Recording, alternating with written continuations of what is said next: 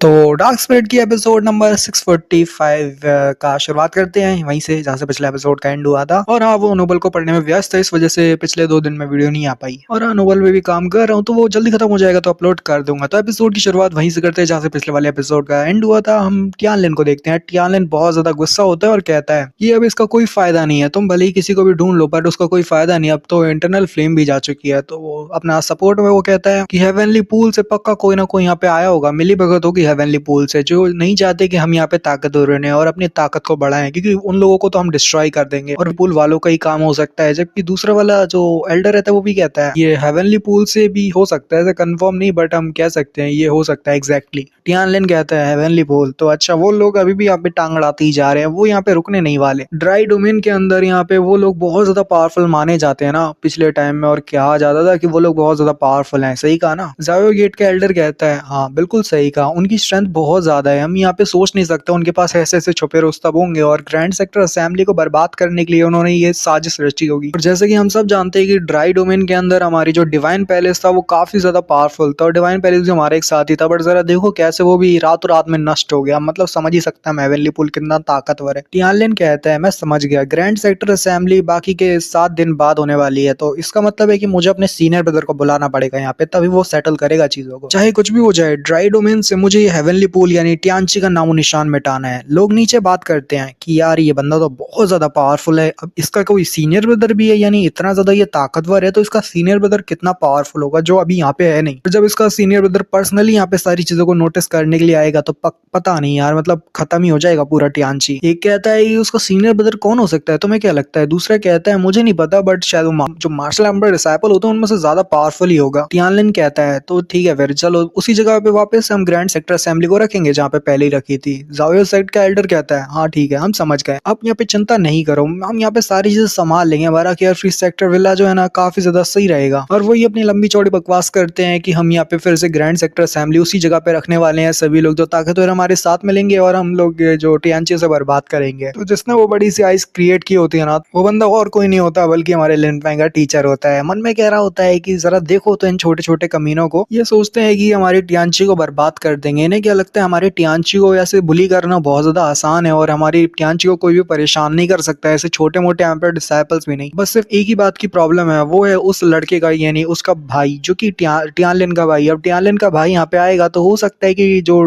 पूरा heavenly pool है वो नष्ट हो सकता है। अगर उसका भाई यहाँ आता है तो हमारे जैसे बड़े मास्टर के लिए भी मुश्किल हो जाएगी यहाँ पे सरवाइव करना, यानी कि यहाँ पे बच निकलना। पता नहीं, मैंने तो यहाँ पे लिन फैंग की वो मदद कर दी जो वो चाहता था मैं उसकी मदद करूँ, तो मैंने उस चीज में उसकी मदद कर दी। आगे तो लिन फैंग पे ही डिपेंड करता है कि वो आखिर क्या करने वाला है और कैसे यहाँ पे आगे बढ़ेगा। और वो लिन फैंग के लिए एक तरफ से परेशान भी होते हैं, वहीं दूसरी तरफ ना हम माउंटेन रेंज के एक सर्टन एरिया में दिखाते हैं, एक ऐसी जगह पे दिखाते हैं जहाँ पे लिन फैंग बैठा होता है जो कि किसी की नजरों में ना आए। तो लिन फैंग कहता है ओ अच्छा बूढ़े मास्टर तो क्या तुम इंटरनल फ्लेम को एब्जॉर्ब कर रहे हो? अच्छा ठीक है। और फिर वो अपने आप से ही बातें करते हुए कहता है कि ये मैंने सुना है कि जो इंटरनल फ्लेम होती है वो ऐसी होती है जो कि वेनरेबल्स तक को जला दे, वेनरेबल छूने की हिम्मत नहीं करते, जबकि ये जो क्यान की जिसके अंदर एम्पर यान की ताकत है वो यहाँ पे ऐसे ऐसे कल्टीवेट कर रहा है उस इंटरनल फ्लेम के साथ जैसे वो कोई नॉर्मल फ्लेम हो। जिस मेथड्स का इस्तेमाल कर रहा है ना ये काफी एक्स्ट्राऑर्डिनरी है और फ्यूचर में मुझे इससे काफी बेनिफिट मिल सकता है। अब क्योंकि मैंने इसकी इतनी बड़ी मदद की है तो मुझे यकीन है कि ये बंदा मेरे लिए कुछ ना कुछ जरूर करेगा, तो मैं इससे बाद में बात करूंगा, पहले इसको इतना इसका काम करने देता हूँ। तो 3 दिन बाद दिखाते हैं लिन फैंग कहता है यहाँ पे बहुत ज्यादा गर्मी हो रही है और उसे भी नोटिस होता है कि क्यान की जो फ्लेम को एब्जॉर्ब कर रहा होता है ना उसकी पावर बढ़ती जा रही होती है जैसे उसके अंदर से वो एनर्जी रिलीज हो रही हो। लिन फैंग के मन में हैरान कि यार ये तो बहुत ज्यादा ताकत है, इसके अंदर से तो बहुत ताकत निकल रही है। मन में कहता है ये बंदा बहुत ताकत को रिलीज कर रहा है, ये हेवनली फायर को ऐसे रिलीज कर रहा है जैसे उसकी जैसे नॉर्मल फ्लेम हो, नॉर्मल फ्लेम को रिलीज कर देना बिल्कुल ऐसा लग रहा है जैसे नॉर्मल फ्लेम को रिलीज कर रहा है। ये बंदा पक्का यहाँ पे ब्रेक थ्रू करने वाला है। सोचो जरा इतना ज्यादा पावरफुल अगर इंसान दोबारा अगर ब्रेक थ्रू करता है तो वो और कितना ज्यादा पावरफुल बन जाएगा। तो मैं यहाँ पे लोगों को शॉर्ट में एक्सप्लेन कर देता हूँ कि जो हमारा क्यान की है ना वो ब्रेक थ्रू कर रहा है,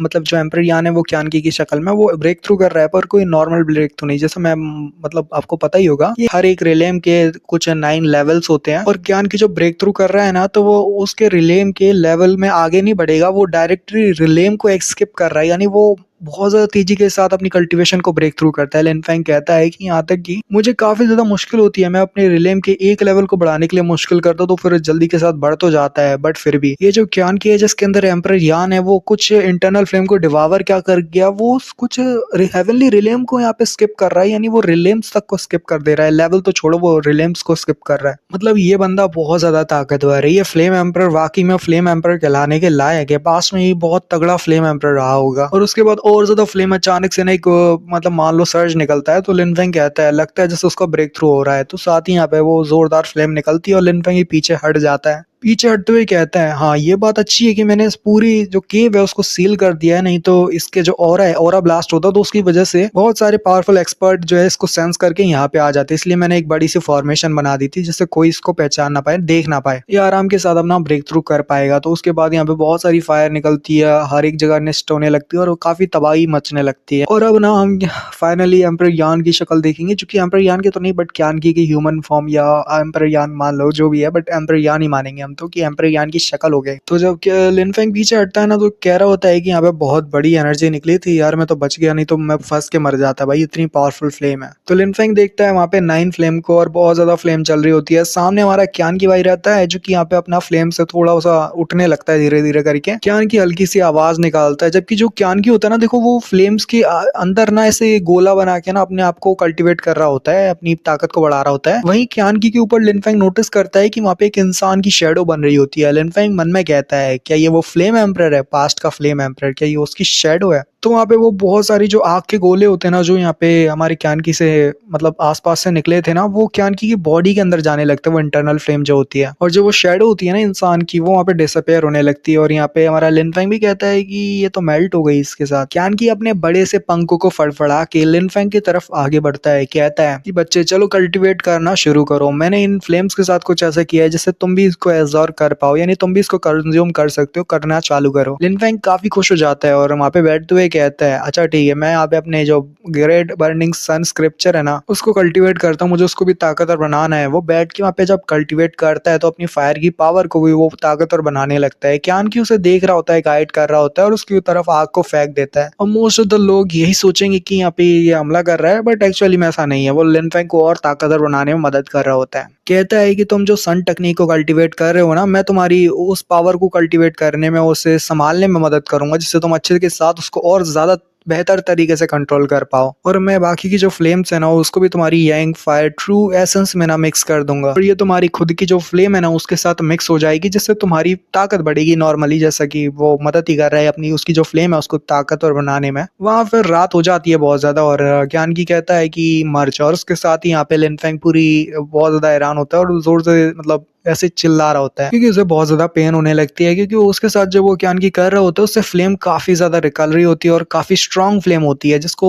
लिन फेंग को संभालने में ना मुश्किल हो रही होती है। और फिर जब लिन फेंग के अंदर से वो एनर्जी सर्ज निकलता है फ्लेम का तो वो भी बहुत ज्यादा पावरफुल होता है, यहाँ तक कि चट्टान भी हिल रही होती है आसपास की और वहाँ पे जो दीवारें होती है टूट रही होती है। तो लिन फेंग जब अपनी आंखें खोलता है तो वो पहला शब्द कहता है ब्रेक थ्रू, और उसने ब्रेक थ्रू कर लिया होता है। तो क्यान की कह रहा है, कहता है तुम्हारी ताकत बढ़ चुकी है और साथ ही तुम्हारा करंट पावर इतना है कि तुम जो है हेवनली मार्शल एक्सपर्ट होते हैं ना उनके लेवल के सेकंड लेवल तक पहुंच चुके हो और तुम्हारा लेवल ब्रेक थ्रू हुआ है। अगर ऐसा ना हुआ तो तुम स्मूथली यहाँ पे ब्रेक थ्रू नहीं कर पाते, तुम्हें मुश्किल होती है। और यहाँ पे एपिसोड का एंड होता है। Sayonara bye.